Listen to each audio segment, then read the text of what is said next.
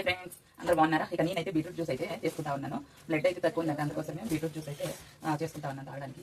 ఇక ఎలా చేసుకుంటాను చూస్తే కదా చూడండి. బీట్రూట్ అయితే ఇలా ముక్కలుగా కట్ చేసేసాను అనమాట. మిక్సీ జార్ తీసుకొని ఇక బీట్రూట్ ముక్కలు అయితే వేసేసుకుందాం. ఇవి అయినాయి బీట్రూట్ ముక్కలు అయితే. ఇక కాస్త పుదీనా, అలాగే చిన్న ముక్క అల్లం ముక్క వేసేసుకొని మిక్సీకి అయితే వేసేసుకుందాం. కొన్ని నీళ్ళు వేసుకుంటూ మిక్సీకి వేసుకోవాలన్నమాట. మిక్సీకి అయితే వేసేసాను. ఇక వడగొట్టుకుందాం అనమాట. చూడండి, ఇలా పేస్ట్లా వేసుకోవాలన్నమాట.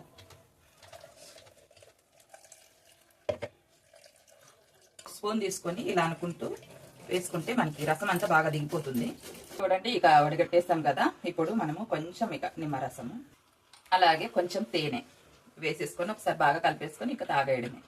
ఇక కలిపేసుకున్నాం కదా, ఇక తాగేస్తాము. బీట్రూట్ పిల్లప్పుడైతే మేము మా అమ్మ బీట్రూట్ చేసినా తినేవాళ్ళం కాదు. అలా ఇప్పుడు బీట్రూట్ జ్యూసే తాగాలన్నమాట. బాగుందండి టేస్ట్ అయితే. అన్నీ వేసుకున్నాం కదా ఇందులో, చాలా బాగుంది.